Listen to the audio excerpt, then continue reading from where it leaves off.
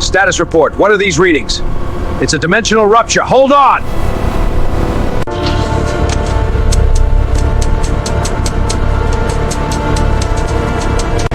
Damn, she flew! I can't take my foot past Morris! Hold to her!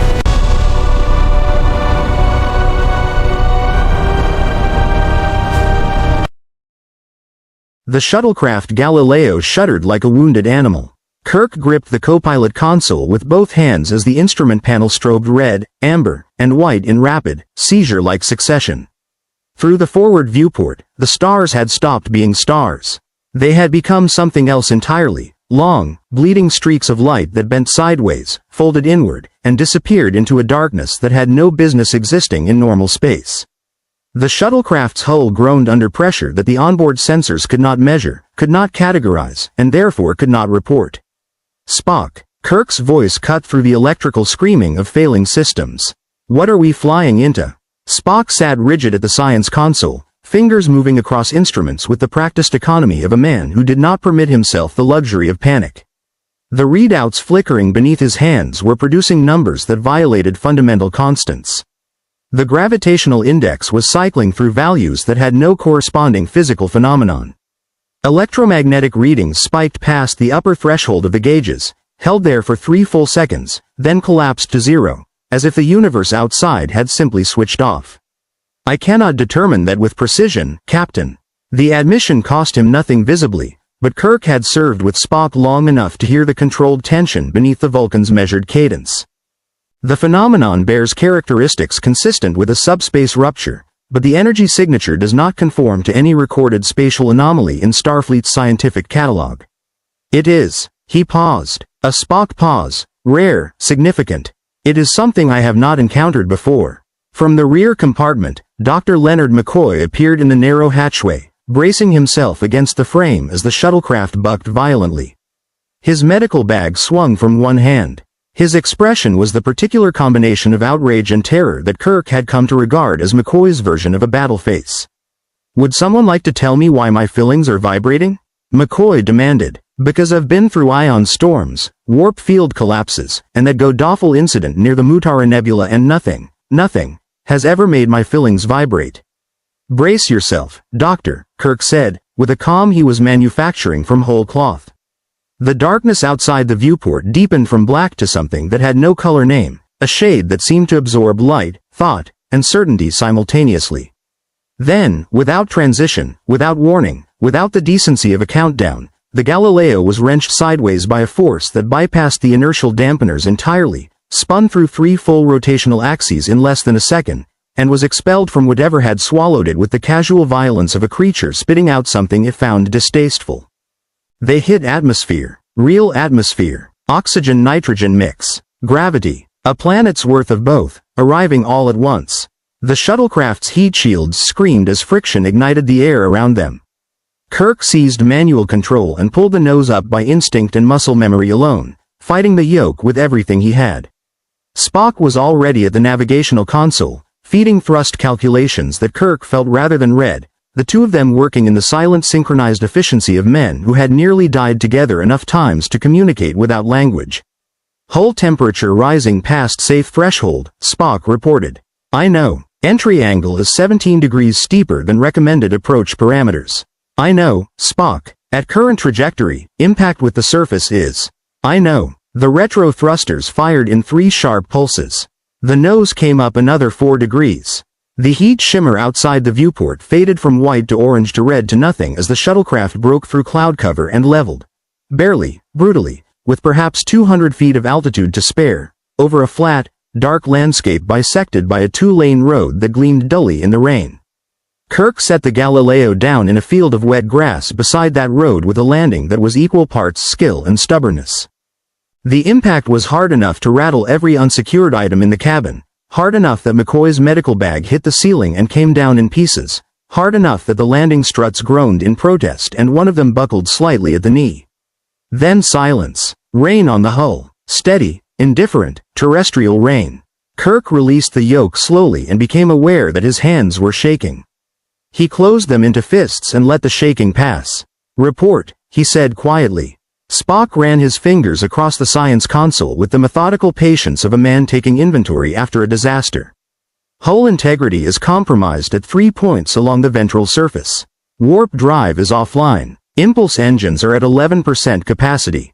Communications array is, he stopped, rechecked, non-functional, Captain. Both the subspace transmitter and the standard frequency communicator built into the shuttlecraft are producing no signal. The carrier wave appears to be generating normally, but nothing is transmitting.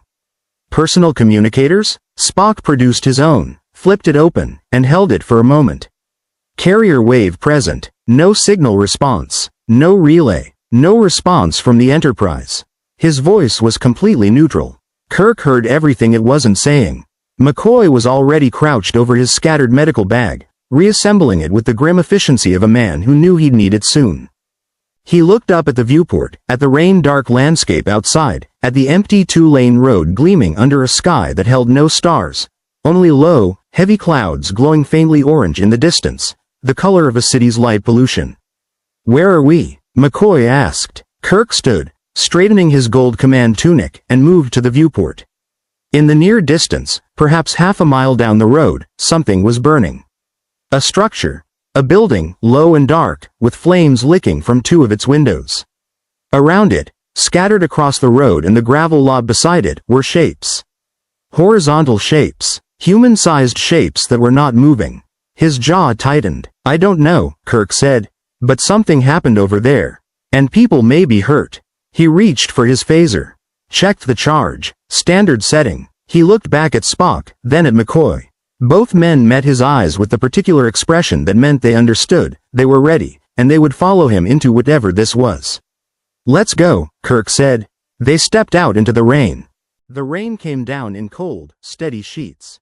Kirk moved along the road's shoulder at a controlled pace, not running, not cautious enough to be called walking. The pace of a man assessing a situation while closing distance with it. His phaser was in his hand, held low, the amber indicator light confirming a full charge. Behind him, Spock moved with the silent economy of someone whose entire nervous system operated at a different efficiency level than a human being's. McCoy brought up the rear, medical bag reassembled and slung across his shoulder, muttering something under his breath that the rain swallowed before it reached Kirk's ears. The burning building resolved itself as they approached. A roadside bar. A hand-painted sign above the door read Harvell's Roadhouse, the letters faded to near illegibility by years of weather. One wall was fully involved in fire now, orange light pulsing through cracked windows, black smoke rolling upward to disappear into the overcast sky. The front door hung from a single hinge, swinging slowly in the wind like something exhausted. The bodies were worse than they'd looked from a distance. There were 7 of them, men and women both, scattered across the gravel lot in positions that suggested they had not fallen, they had been thrown. One man lay across the hood of a pickup truck, arms spread wide, his neck bent at an angle that required no medical expertise to interpret. A woman was crumpled against the base of the roadhouse sign, her face turned upward, her eyes open, the rain collecting in them. The others were distributed with the careless geometry of a violence that had been swift, overwhelming, and completely unconcerned with the lives it was ending. Kirk stopped, crouched beside the nearest body, a heavy-set man in a flannel shirt. Checked for a pulse with 2 fingers against the throat. Nothing. The skin was already cooling. Jim. McCoy was already moving between the bodies with his medical scanner, a compact device, palm-sized, that hummed quietly as he passed it over each person in turn. His face was tight, all deceased, massive internal trauma across the board. But Jim. He paused over one of the bodies, scanner held steady, and his expression shifted into something Kirk rarely saw on the doctor's face. Genuine bewilderment. "There's nothing here that explains this. No projectile wounds. No blast pattern consistent with an explosion. No burns despite the fire. The cellular damage pattern is." He stood slowly, staring at the scanner's readout. "It looks like something tore through these people from the inside." "From the inside," Kirk repeated. "That's what I said." Spock had moved to the perimeter of the scene. Tricorder out, the standard 1960s Starfleet model, rectangular, worn around the neck, its sensor array producing a low electronic whir as it swept the area. He stood very still now, which with Spock meant something significant was happening in the part of his mind that processed incoming data. "Captain," he said, "I am detecting residual energy signatures at this location. However, I cannot classify them within any known framework." He turned the tricorder slowly, following something invisible. The readings suggest a form of bioelectric discharge, but the amplitude and frequency pattern do not correspond to any organic species in Starfleet's biological database. Nor do they correspond to any known weapon system. He looked up. His eyes in the firelight were very dark. Additionally, there are sulfur compounds present in concentrations approximately 400 times above atmospheric baseline. "Sulfur," McCoy said flatly. "Yes, Doctor. Like brimstone." "The association is noted," Spock said, with the tone of a man filing an observation without endorsing its implications. "I am merely reporting what the instruments indicate." Kirk straightened and looked at the burning building. Something moved inside it. A shadow passing across one of the cracked windows that was not the movement of fire. He raised his phaser. "There's someone in there," he said. He was already moving toward the door when it happened. The figure that came through the roadhouse's ruined entrance was not fleeing the fire. It walked through the flames with the casual indifference of something that had made a conscious decision about whether fire could hurt it and arrived at a comfortable answer. It was a man, or wearing one, Kirk's mind supplied, without fully understanding why that distinction arrived so naturally. Average height, dark jacket, face that might have been pleasant under other circumstances. Its eyes were wrong, not in any subtle way, not in any way that required a second look or a careful examination. Its eyes were black, entirely, completely, uniformly black, from edge to edge, as if the sclera and iris and pupil had been replaced wholesale with something that had never needed to pretend at humanity. It stopped when it saw them, tilted its head with the unhurried curiosity of a predator that has encountered something unexpected but not threatening. "Well," it said. Its voice was conversational, almost warm. "You three are new." Kirk kept his phaser level, his voice level, his breathing level. "I'm Captain James Kirk of the USS Enterprise. Identify yourself and explain what happened to these people." The thing wearing a man's face smiled. It was a smile that went nowhere near those black eyes. "Captain." It tasted the word like something interesting. "I don't know what a USS Enterprise is. But I can feel it on you, that clean, bright, untouched quality." It inhaled slowly, deliberately. "You have no idea what you've walked into, do you?" It wasn't a question. Behind Kirk, he heard Spock's tricorder whirring at maximum frequency and McCoy making a sound that was not quite a word. Kirk fired. The phaser beam hit the creature square in the chest at stun setting. It staggered backward 2 full steps, which was more effect than Kirk had expected, and then straightened. Rolled its shoulders, looked down at the scorch mark on its jacket with mild interest. "Huh," it said, "that actually tingles." It raised one hand, fingers spread, and Kirk felt the air in front of him thicken like a wall. The force that hit him was invisible and absolute. It picked him up off the gravel and threw him 15 feet through the air with the effortless contempt of something that had decided the conversation was over.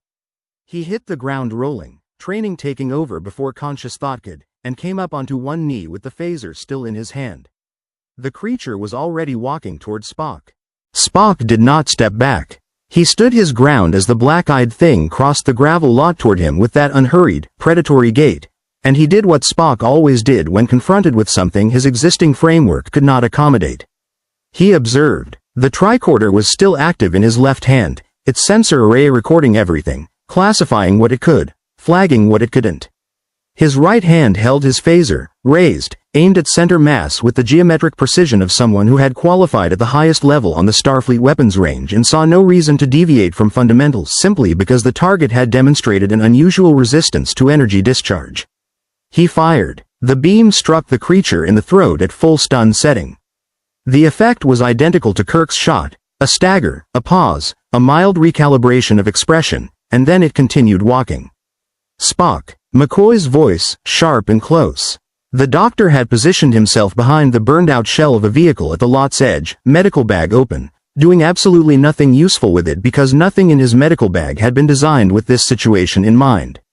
"Spock, your phaser isn't working. Fall back, you pointy-eared." "I am aware the phaser is producing suboptimal results, Doctor," Spock said, without raising his voice. "I am also collecting data. You are about to collect a broken neck." The creature stopped 3 feet from Spock and regarded him with those flat, lightless eyes. Up close, the wrongness of them was worse. Not frightening in any way. Spock's emotional architecture was designed to process, but deeply, fundamentally anomalous. The tricorder screamed at him in frequencies only he could hear. Bioelectric output off every measurable scale. No consistent life sign reading. Cellular structure of the host body registering as both living and clinically deceased simultaneously. A quantum biological state that should not be physically possible and yet was producing consistent readings across 3 separate sensor sweeps. "You're different," the creature said, studying Spock with something that might have been genuine interest if interest were something it was still capable of. The others read like open books. Fear, adrenaline, that lovely electric pulse of a soul getting ready to run. It tilted its head. "You read like nothing. Like a closed door." "I am a Vulcan," Spock said. "We do not have the same neurochemical fear response as humans. Additionally, I have suppressed my emotional centers as a matter of disciplined practice since early childhood." He held the tricorder steady. "I would appreciate it if you remained still for another 12 seconds. I require a complete baseline scan." The creature stared at him. Then it laughed, a short, genuine sound, surprised out of it, almost human in its spontaneity. That was the moment Dean Winchester's 1967 Chevrolet Impala came around the bend in the road at approximately 90 miles per hour, fishtail-ed on the wet asphalt with a shriek of rubber that cut through the rain and the fire noise, and came to a stop broadside across both lanes with the practiced authority of a vehicle that had performed this maneuver before. Both front doors opened simultaneously.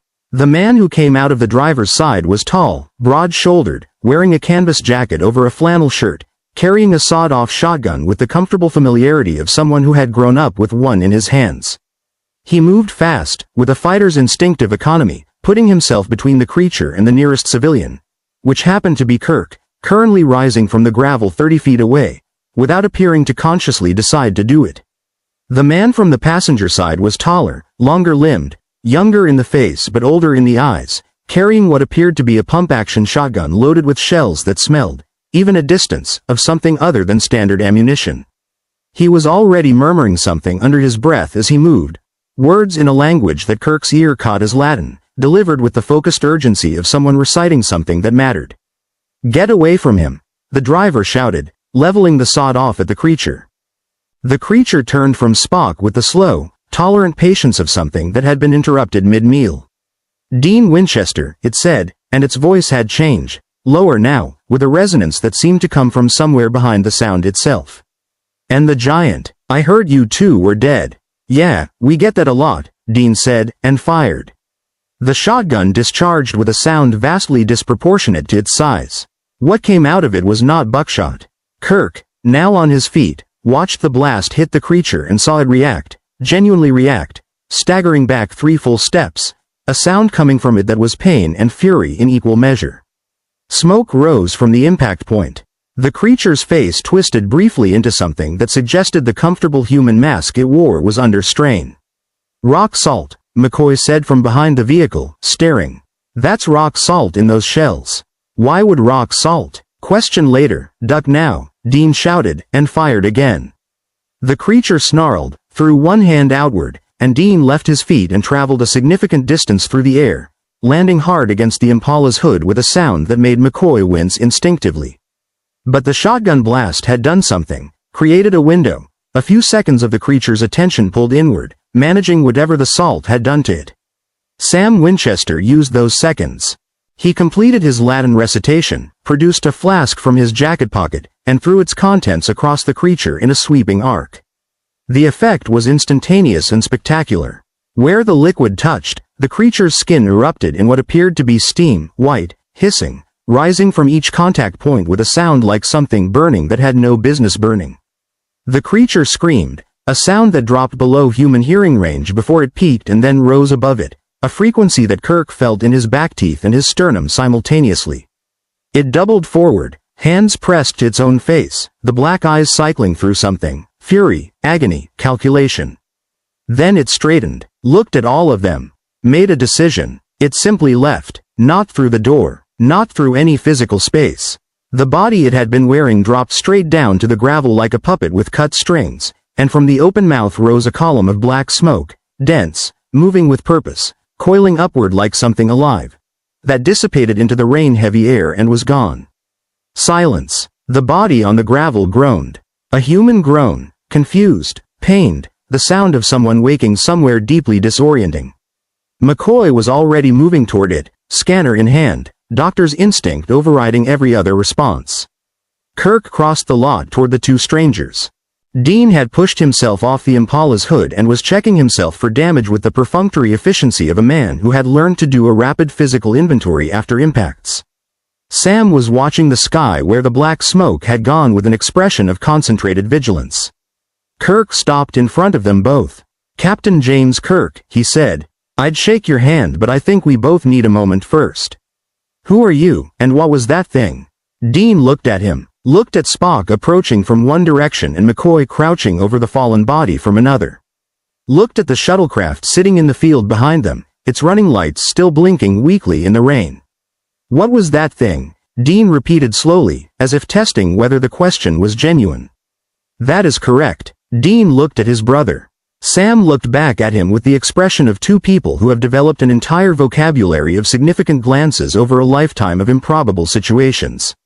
"That," Dean said, turning back to Kirk, "was a demon." The Men of Letters bunker sat beneath a hill in Lebanon, Kansas. From the outside it was a rusted metal door set into a concrete frame half swallowed by overgrowth, the kind of thing a person could drive past 1,000 times and never register as anything other than an abandoned utility access. Inside, it was something else entirely. Kirk stepped through the entrance and stopped, taking it in with the practiced situational awareness of a man who assessed every room he entered as a potential tactical environment. It was vast, circular, multi-leveled, lit by hanging lamps that cast warm amber pools across rows of wooden tables buried under books, maps, and handwritten documents. The walls were lined floor to ceiling with shelving units holding hundreds of volumes, leather-bound, cloth-bound, some that appeared to predate the printing press. At the room's center, a large table held an elaborate map of the continental United States, marked with pins of various colors whose coding system Kirk did not yet understand. It smelled of old paper, gun oil, and coffee. McCoy stood beside Kirk and said absolutely nothing, which for McCoy meant he was overwhelmed. Spock moved directly to the nearest bookshelf and began reading spines with the focused hunger of someone who has just discovered an entirely new field of knowledge. "Hands off the inventory," Dean said, dropping into a chair and reaching for a coffee mug. "Some of those books will read you back." Spock turned. "I beg your pardon?" "He means that literally," Sam said, settling at the main table and pulling a laptop open. "Some of the texts in here are cursed. Trapped spirits, demonic contracts written in the margins, one grimoire that causes permanent memory loss if you read past page 40. He glanced at Spock. "Maybe start with something that doesn't have a lock on it." Spock looked at the book in his hand, which did, in fact, have a brass lock on its cover that he had not noticed. He replaced it with the precise care of someone recalibrating their assumptions. Kirk pulled out a chair across from Dean and sat. He had questions. He had approximately 40 questions and he intended to ask them in order of operational priority. "Start from the beginning," he said. "What is a demon?" Dean looked at him over the coffee mug. "You're serious?" "Completely." Dean set the mug down. "Okay, demons are human souls. Souls that went to hell, stayed long enough, got twisted up enough that they're not human anymore. They come topside, possess a body, they call it a vessel, and do whatever they feel like doing. Kill people, make deals, run organized chaos. The black eyes are the tell for standard demons. Higher tier ones have different colors. White eyes, red eyes." He paused. "You don't want to meet the white eyes." "What was the liquid your associate used?" Spock said, from the bookshelf. He had found an unlocked volume and was reading it with his hands clasped behind his back, not touching it. "The substance that caused the entity apparent distress." "Holy water," Sam said. McCoy's mouth opened, closed. "Holy water," he repeated. "As in, blessed by a priest, holy water." "Yes, and the rock salt disrupts their hold on the body. Doesn't kill them, slows them down." Sam folded his hands on the table. "Look, I understand this is a lot. Where exactly are you three from? Because that vehicle in the field is not any aircraft I've ever seen, and you're dressed like." "We are from the future," Spock said, still reading. Everyone looked at him. Technically, he continued, we are from an alternate dimension that operates on different physical laws than this one, and within that dimension we originate from the 23rd century. The year, in our timeline, is 2267. He turned a page. The distinction between future and alternate dimension is scientifically significant, though I recognize it may not feel meaningful at present. Sam stared at him for a long moment. Then he reached for his laptop and began typing. Of course, Dean said, to no one in particular. Of course that's what this is. The entity we encountered, Kirk said, steering the conversation back to immediate priorities, it threw me with no physical contact. Telekinetic force. Is that standard capability? Pretty standard, yeah, Sam said, not looking up from his screen. Demons have telekinesis, enhanced strength, the ability to leave and enter a host body. Some have additional powers depending on their rank. McCoy had sat down and was turning his medical scanner over in his hands, looking at the readings he'd taken at the roadhouse. I scanned the body that demon was possessing after it left. The host is alive. He's going to need significant medical attention, but he's alive. He looked up. The cellular damage pattern I'm seeing. The trauma that possession causes to human tissue. It's consistent with prolonged exposure to an electrical current running through the nervous system. If I could synthesize a treatment compound that targeted that specific cellular degradation pattern. Bones, Kirk said quietly. I'm a doctor, Jim, not a bystander. Kirk almost smiled. He turned back to Dean. The people at the roadhouse. Were they hunters? Dean said, and the word carried weight that Kirk recognized, the particular compression of grief that people used for losses they had stopped counting. People who knew what was out there and fought it anyway. He looked at his coffee. This isn't the first time hell has hit a hunter-gathering point.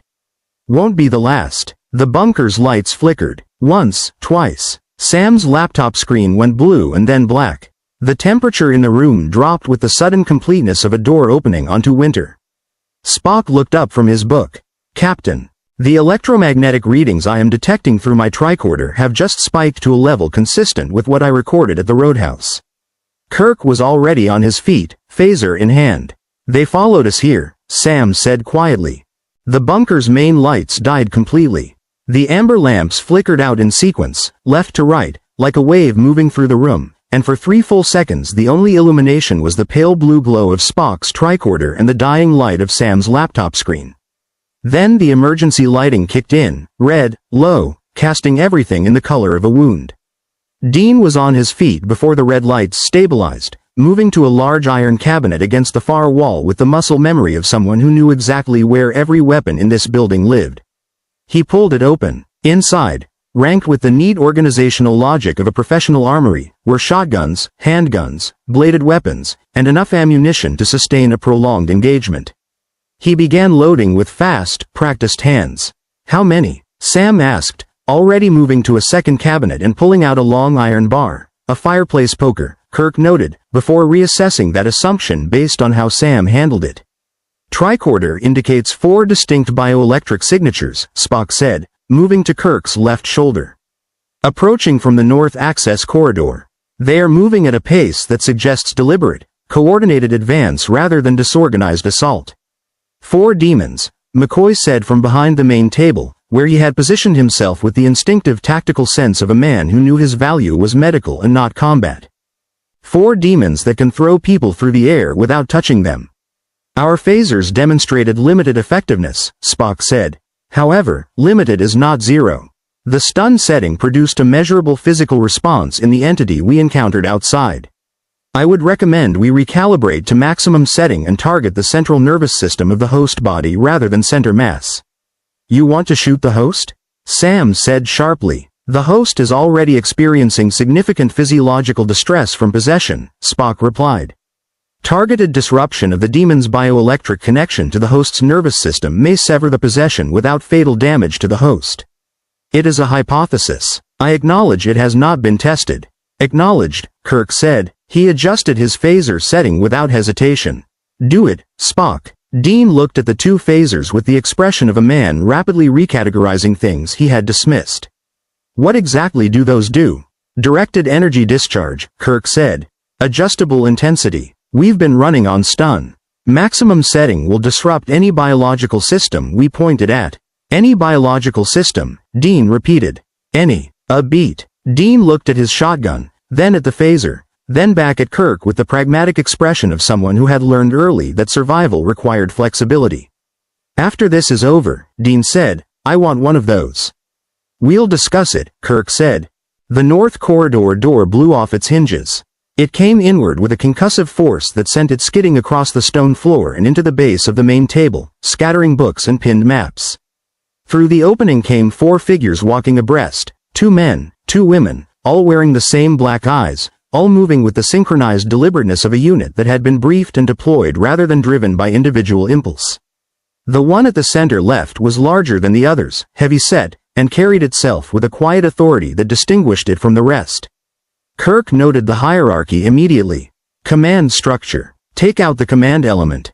The one in the middle left, he said quietly. Spock. Confirmed, Spock said. The lead demon raised its hand toward Sam. Kirk and Spock fired simultaneously. The paired phaser beams hit the lead demon in the upper chest and throat with a combined intensity that produced a result neither of them had seen at the roadhouse. The demon seized, not a stagger, not a step backward, but a full body convulsion, the host body going rigid as the energy discharge hit the bioelectric matrix that Spock had theorized about. The black eyes flickered, once, twice, rolled back, the body dropped to one knee. The other 3 demons hesitated. That hesitation lasted exactly long enough for Dean to fire twice with his salt-loaded shotgun and Sam to drive the iron bar across the nearest demon's face with a 2-handed swing that sent it crashing into the shelving unit with a sound of breaking glass and cascading books. Iron disrupts them, Sam had explained in the car on the drive here. Salt, iron, holy water, the old stuff works. McCoy, from behind the table, had listened to that explanation with the expression of a man filing information under a category he had never expected to need. He was filing it now.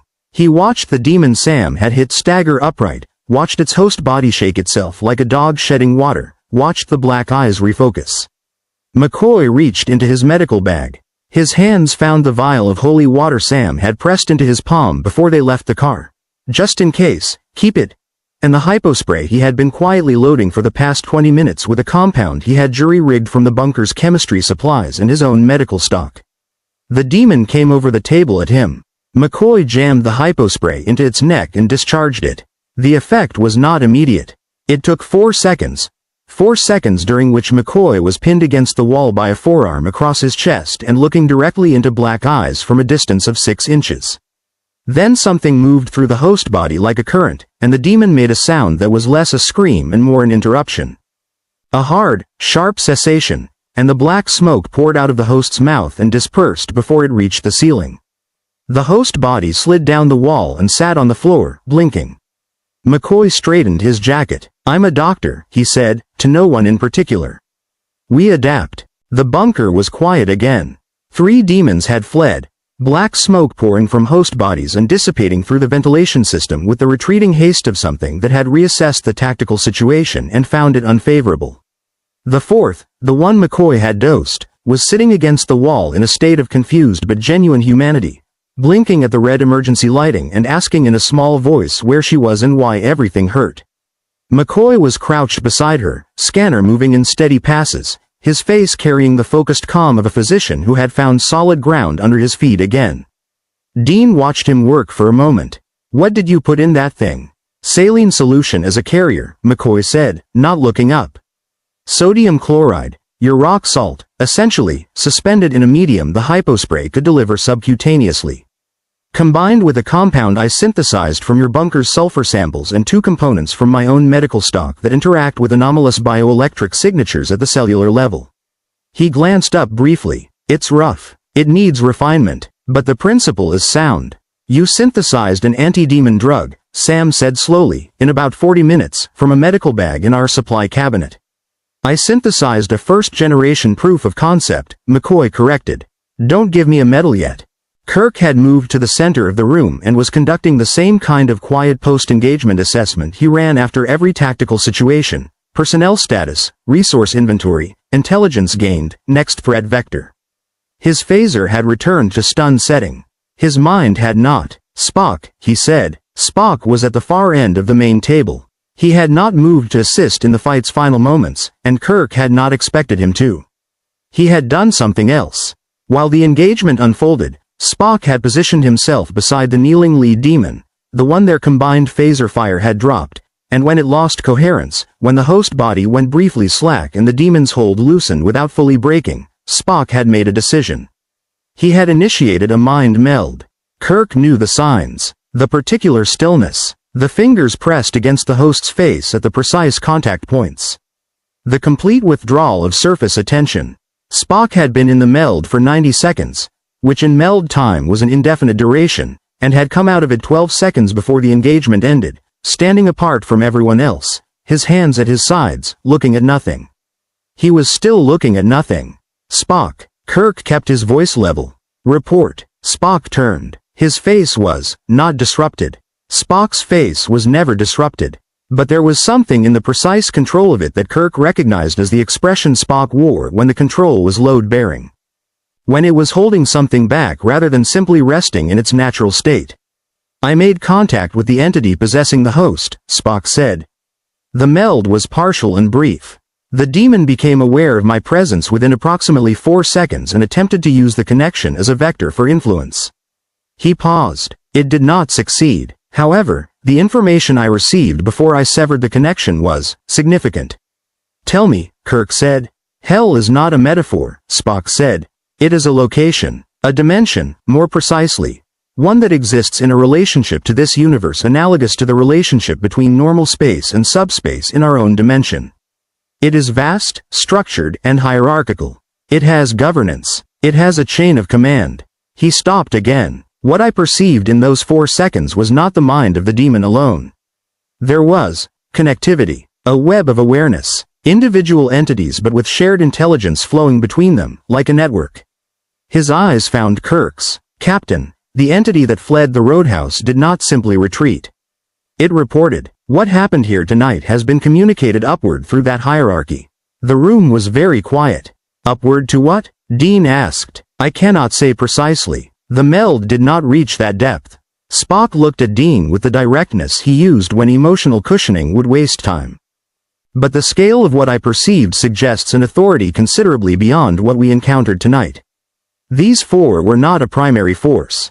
They were reconnaissance, assessment. They were checking us out, Sam said. More specifically, they were checking the captain and I out, Spock said. Our arrival in this dimension was detected. The energy signature of our shuttlecraft's dimensional transit apparently registered as something anomalous even by Hell's standards. His voice carried no drama. We are, as the entity at the roadhouse noted, something new. And Hell has a considerable institutional interest in things that are new. Kirk absorbed this, filed it, moved forward. What else did you get from the meld? Spock was quiet for 3 seconds. In anyone else this would mean hesitation. In Spock it meant precision. Selecting the correct words for something that did not have correct words. I perceived Hell itself, he said. Briefly, incompletely, as one might perceive a vast landscape through a momentarily opened door. He looked at his own hands for a moment, then back at Kirk.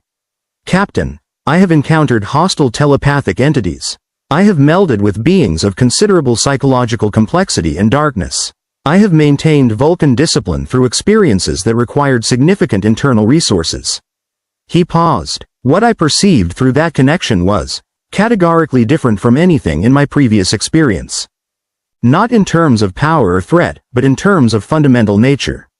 McCoy had stopped scanning. He was watching Spock. Are you all right? McCoy asked quietly. No sarcasm, no edge, just the question. Spock met his eyes. I find I require several minutes before I can answer that with confidence, Doctor, he said.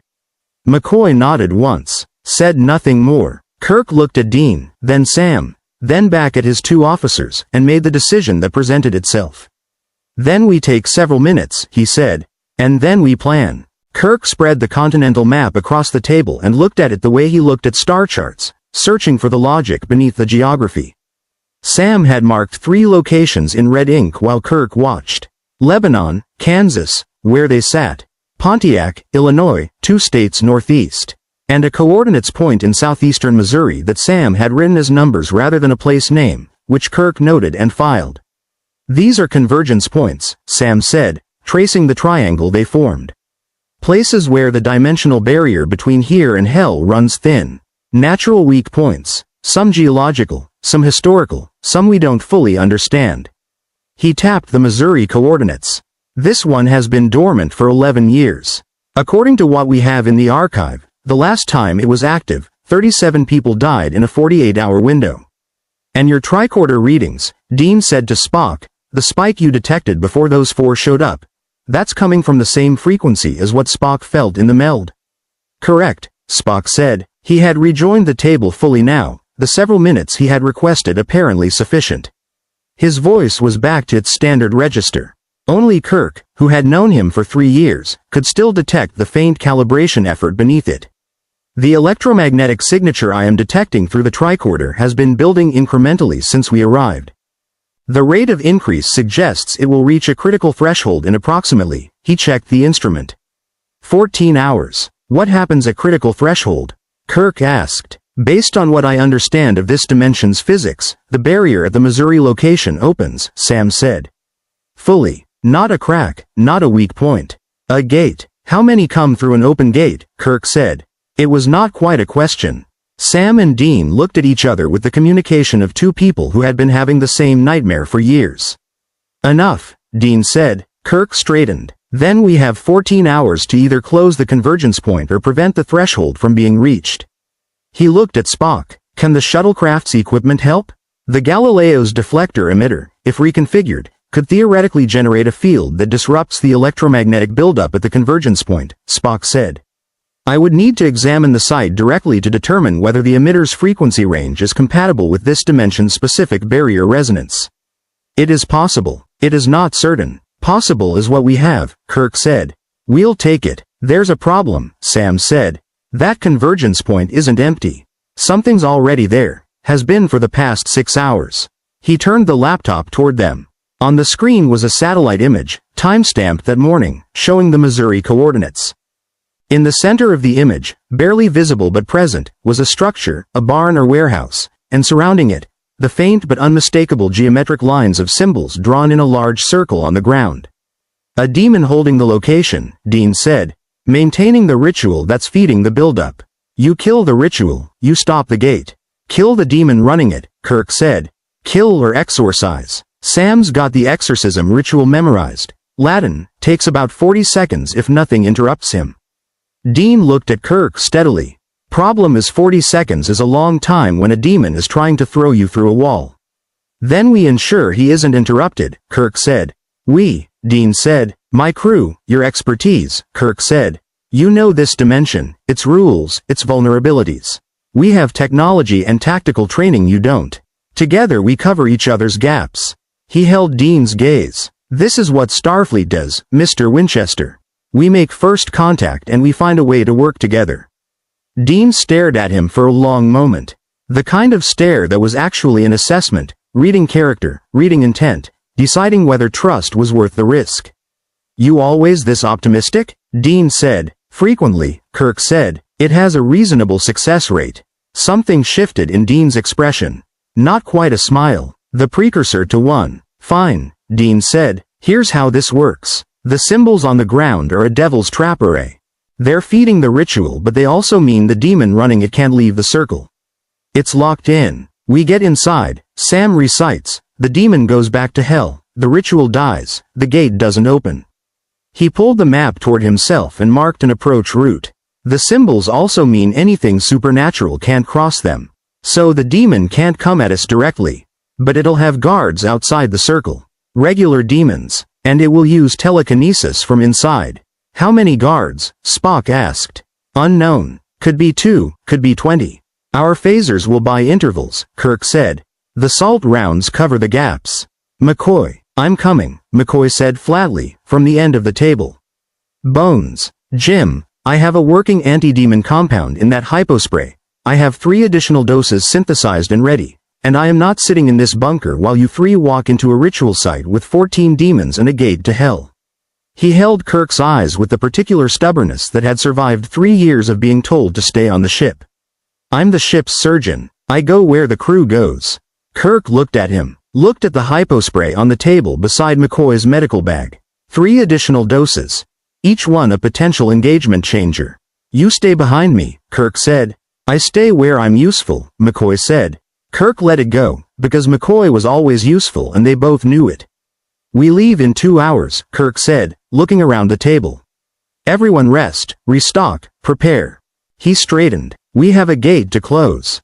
The Missouri coordinates resolved into a valley. Dean killed the Impala's headlights half a mile out and rolled the last stretch on momentum and muscle memory, navigating a dirt track between bare winter trees by the faint gray light of a cloud-covered moon.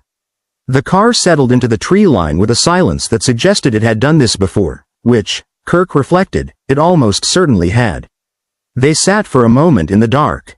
5 people, 2 universes. Kirk had spent the 2 hours of transit time doing what he always did before an engagement, learning his allies. Dean drove and talked in the clipped shorthand of someone who communicated better through action than explanation, but the information was there if you listened past the delivery. Sam filled gaps with the methodical thoroughness of a researcher, pulling context from a memory that was clearly vast and well organized. Together they painted a picture of a world that had been quietly at war for millennia, a war conducted in shadows by people who chose to see what everyone else chose not to. Kirk understood that kind of service. The Federation had its own shadows. The barn is 300 meters northeast, Spock said quietly. Tricorder opened beneath his jacket to reduce light signature. I am detecting 11 bioelectric signatures outside the ritual circle. The signature inside the circle is significantly stronger. The entity maintaining the ritual has been in this dimension for an extended period. Its power level is considerably above what we encountered at the bunker. How considerably, Dean said. The entities at the bunker registered at baseline demonic output. This one registers at approximately 6 times that level. A silence in the car. A highborn, Sam said. Not a question. We've handled highborns before, Dean said. We've survived highborns before, Sam said. There's a difference. Noted and ignored, Dean said, and opened his door. They moved through the trees in a spread formation that Kirk had organized during the drive. Dean on the far left with his salt rounds covering the widest approach angle. Sam on the far right with the iron bar and a second shotgun. Kirk and Spock in the center with phasers. McCoy directly behind Kirk with the hypospray and a flask of holy water Sam had pressed into his hand at the bunker. The ground was frozen and their footsteps were quiet. The barn ahead was dark except for a sourceless pale light emanating from the symbol array on the ground around it. Visible now as they cleared the tree line. A circle 30 feet across drawn in what Kirk's mind registered as ash and what Sam had told him was bone powder. The light it produced had no color he could name. The 11 guards were not subtle. They stood in a loose perimeter around the barn with the patient stillness of things that did not get cold and did not get bored. Standard black eyes. Standard human vessels. Kirk held up a fist. Everyone stopped. He held up 3 fingers. Then 2. Then 1. Kirk and Spock fired simultaneously across the perimeter's left flank. 2 guards convulsed and dropped as the phaser beams hit the nervous system connection points Spock had identified. Dean's shotgun fired twice in rapid succession on the right, salt rounds opening holes in the perimeter that Sam moved through immediately, iron bar swinging with efficient, economical force. The remaining 7 responded. The telekinetic wave that came from 3 of them simultaneously caught Kirk across the chest and drove him back 4 steps before he braced and pushed through it. Literally pushed through it, leaning into the invisible force with his full body weight and walking forward against it with the grinding determination of a man who had walked into photon torpedo blasts and kept going. Spock was beside him, firing. 1 guard down. 2. McCoy came around Kirk's left flank at a dead run, bypassing the engagement entirely, heading for the nearest downed guard that was rising with the rubbery persistence of a demon that had taken a salt blast and was recovering. He hit it with the hypospray before it fully regained its footing. The black smoke poured out and dispersed before it reached 6 feet. That's 1, McCoy said, already moving to reload from the vials in his coat pocket. The highborn inside the circle had noticed them. Kirk felt it before he saw it. A pressure that was qualitatively different from the telekinesis of the standard guards. Heavier, more precise, with the intelligence of something that had spent centuries learning exactly how much force it took to break a human being. It pressed against the outside of the circle from within, not breaking through, couldn't break through, the trap held. but extending influence outward through the symbol lines like current through wire. 3 guards that had been retreating from phaser fire stopped retreating and turned back with a synchronization that had not been present before. The Highborn was driving them directly now. "Sam," Dean shouted, "I need 30 seconds of nobody dying." Sam shouted back, already in position at the circle's edge, the Latin beginning to flow from him in the rapid, focused cadence of absolute concentration. Kirk turned to face the 3 coordinated guards and made a calculation. "Spock, left 2. I have the right one." He raised his phaser to maximum. "McCoy, stay behind the line." "I heard you the first time," McCoy said, from directly beside him. There was no time to argue. The 3 guards came at a run and Kirk met them with everything the phaser had at maximum discharge. Not a stun, not a targeted disruption. A full system override that hit the rightmost guard like a wall and sat it down hard on the frozen ground with the host body's autonomic nervous system temporarily offline. The demon inside tried to pour out. Got 3 feet into the air as black smoke. Sam's Latin hit it mid-pour. The smoke convulsed, compacted, drove itself back down into the earth with a sound like something being sealed. 20 seconds into the recitation. Sam didn't stop. The Latin came out of him in a continuous, controlled stream, not fast enough to blur the words into meaninglessness, not slow enough to give the Highborn inside the circle time to work against it. Kirk had heard precision under pressure before. Surgeons, pilots, officers making damage reports while their ships came apart around them. Sam Winchester reciting an exorcism ritual while 2 universes worth of chaos erupted around him belonged in that category. The Highborn understood what was happening. The pressure it had been exerting through the circle's boundary lines shifted from the guards entirely and concentrated inward, pulling at the symbol array itself, attacking the ritual from the inside, trying to disrupt the geometric precision of the trap that held it. Kirk saw the bone powder lines ripple like something had run beneath them. 2 of the symbols at the circle's southern edge flickered, their pale sourceless light stuttering. "The circle is destabilizing," Spock said, beside Kirk, tricorder reading the boundary. "If 3 or more symbols lose coherence, the containment fails." "How long does Sam need?" Kirk said. "Approximately 18 seconds. "How long until the circle fails?" "Approximately 15. Kirk looked at the flickering southern symbols. Looked at the bone powder lines rippling as the Highborn hammered at them from below. Looked at the space between him and those symbols. 40 feet of open ground with 2 guards still functional between him and it. He made the calculation in under a second. "Spock, hold the perimeter," he said, and ran. The first guard hit him with a telekinetic burst that caught him mid-stride and sent him sideways. He rolled with it, came up running again, changed his angle. The second guard stepped directly into his path and raised both hands, and Kirk did something it clearly did not expect. He dropped his phaser, got inside the guard's reach before the telekinetic force could build to full pressure, and hit it with his elbow across the jaw with the full momentum of a dead sprint behind it. The host body went down. The demon inside poured upward as smoke, and Kirk was already past it, sliding the last 6 feet on frozen ground to reach the southern edge of the circle, hands going to the disrupted symbol lines. He didn't know what he was doing. He had no training for this, no framework, no manual. He had the image in his mind of what the symbols had looked like on Sam's laptop, and he had his hands and he pressed both flat against the bone powder lines and pushed them back into their original geometry through sheer physical contact, tracing the pattern from memory, filling the gaps where the Highborn's pressure had scattered them. The pale light surged back. The symbol held. From inside the circle the Highborn screamed. A sound that bypassed hearing entirely and arrived as sensation, as pressure behind the eyes and a ringing in the back teeth that Kirk felt even with his face pressed toward the ground. But the circle held and Sam's Latin continued, and the remaining 7 seconds felt like 7 separate lifetimes, each requiring their own form of endurance. Then Sam finished. The effect was not subtle. The light inside the circle went from pale to blinding white in the space of a single syllable, the final word of the recitation hitting the air like a physical object, like something that had weight and intent and a specific target. Inside the circle the Highborn's vessel arched backward with its arms spread wide, every muscle rigid, the black smoke pouring from it not in a thin column but in a torrent, a sustained violent evacuation that lasted 4 full seconds and produced a sound Kirk would spend considerable time afterward trying to find an adequate description for. He never would. The smoke hit the boundary of the circle and could not pass it. rolled against the invisible wall of the trap like a wave hitting a seawall, compressed by the containment into something denser and more agitated, and then Sam produced a second flask from his jacket and uncapped it and threw the holy water across the circle's interior in a wide, flat arc. The smoke reacted to the holy water like a living thing meeting something it fundamentally could not tolerate. It drove itself into the earth, not dispersed, not fled, forced back down, back through whatever boundary separated this dimension from the one below it, with the specific quality of something being returned to where it came from under protest. The circle's light died. The bone powder lines went dark and still. The ritual feeding the dimensional buildup collapsed.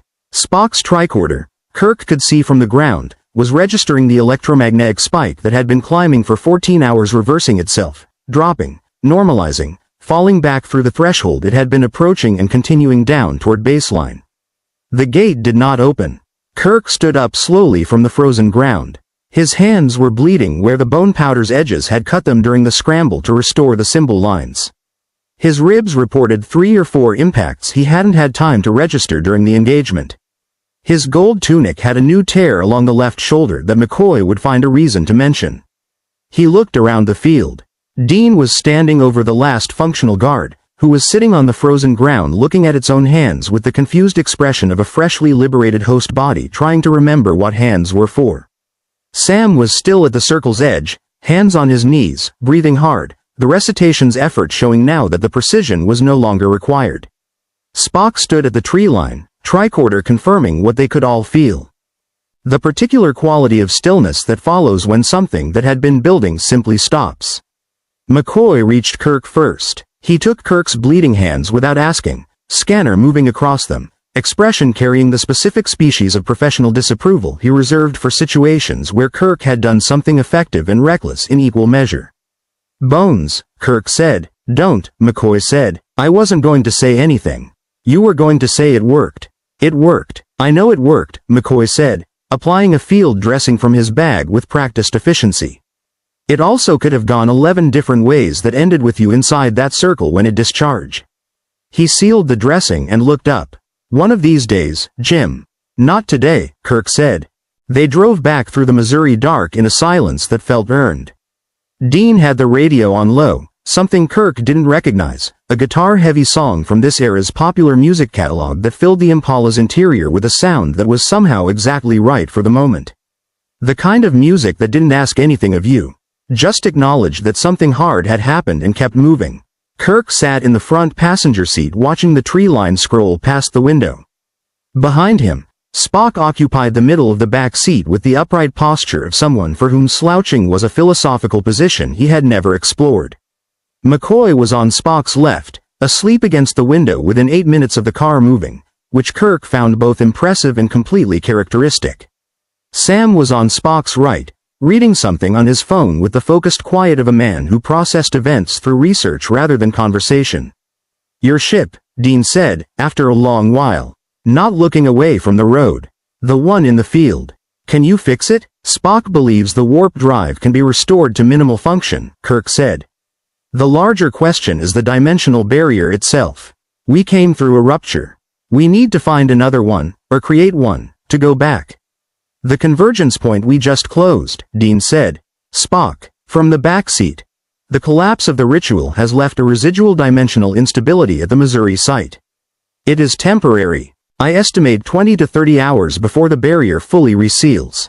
Within that window, if the Galileo's deflector emitter is reconfigured to generate a focused subspace pulse at the precise frequency of our original transit signature, it may be possible to reopen the rupture with sufficient width for the shuttlecraft to pass through.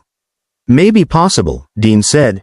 Mr. Spock deals in honest probabilities, Kirk said. It's one of his more useful qualities. And his least comforting ones, McCoy said, without opening his eyes.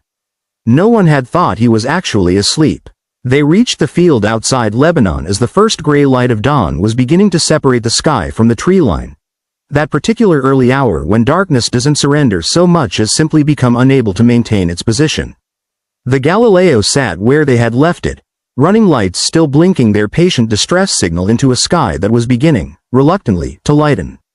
Spock was out of the car before it fully stopped, moving to the shuttlecraft with the focused urgency of an engineer who had been mentally designing the solution for the past 4 hours and was ready to implement.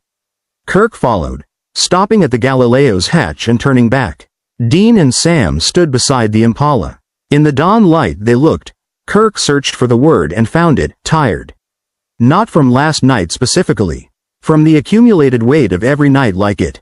The particular exhaustion of people who had chosen a war they hadn't started and couldn't end and kept fighting anyway because the alternative was not fighting, and that was not something they were capable of choosing. Kirk recognized that tiredness. He had seen it in the mirror of enough alien suns. He crossed back to them. "What you do," Kirk said, looking at them both. "What you've been doing. Most of humanity has no idea." "That's the point," Dean said. "I know." Kirk paused. "In my century, in my universe, humanity has reached the stars. We've encountered things that challenge everything we thought we understood about the nature of existence. We've faced them with science and reason and diplomacy." He held Dean's gaze steadily. "You face them with salt and iron and Latin and each other. Different tools, same courage." He extended his hand. "It has been an honor." Dean looked at the hand, looked at Kirk, shook it with a grip that communicated several things simultaneously, none of which required words. Sam shook Kirk's hand after. "If you ever find a way back," Sam said, "try not to land on a highway this time. The sheriff's department in this county is already suspicious about the roadhouse." "I'll note that in the flight log," Kirk said. McCoy shook both their hands with the warmth of a man from Georgia who had been raised to mean it when he did. He pressed something into Sam's palm, a vial, carefully sealed, labeled in his own handwriting. "Second-generation formula," McCoy said quietly. "More stable than what I used last night. Instructions are on the label. It's not a cure and it's not a weapon, it's a tool. Use it like one." Sam looked at the vial for a moment, then at McCoy, with an expression that suggested he was recalibrating the category he'd placed the doctor in. "Thank you," Sam said simply. They worked through the morning. Spock at the deflector emitter with Kirk handing tools and following instructions, the Galileo's systems coming back online in sequence, the reconfigured emitter building toward the focused pulse that would, if Spock's calculations held, find the residual dimensional instability in Missouri and pull it open wide enough for one small shuttlecraft to slip through. At 11:47, local time, the emitter fired. The rupture opened in the air above the field like a wound in space. Ragged at the edges, deep with the particular darkness Kirk had seen through the viewport what felt like a lifetime ago. The instruments inside confirmed their origin dimension's physical signature on the other side. Kirk looked out at Dean and Sam, standing by the Impala in the field. Dean raised one hand in a gesture that was not quite a wave. More like an acknowledgement. Sam simply nodded. Kirk nodded back. "Mr. Spock," he said, "take us home." The Galileo rose, banked, and crossed through the rupture and the field in Lebanon. Kansas was quiet again, with only the Impala and 2 tired men and the long work of an ordinary extraordinary day waiting ahead of them. The universe has rules. James Kirk had built his career on finding them, testing them, and occasionally bending them in service of something larger than procedure. In a dimension where the rules were written in bone powder and Latin and the accumulated faith of centuries, he had bent them again, and held a circle together with bleeding hands while a graduate of an ancient order recited words older than the Federation itself. What the Galileo carried back through the rupture was more than 3 officers returning to their ship.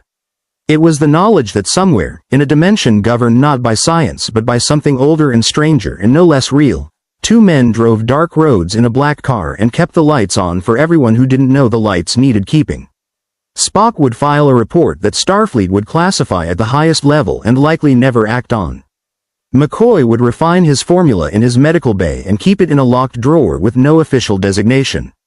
Kirk would sit in the command chair of the Enterprise and look at the stars with the particular awareness of a man who now knew, with certainty, that what lay between them was stranger and more various than even the Federation's boldest explorers had imagined. In the end, it was not so different from what they had always known. The universe is vast. It contains multitudes. Face them with whatever tools you have, and face them together. That is, and always shall be, enough. If you want to see more characters enter strange new universes, hit that subscribe button and drop a name in the comments below. Live long and prosper. More stories await.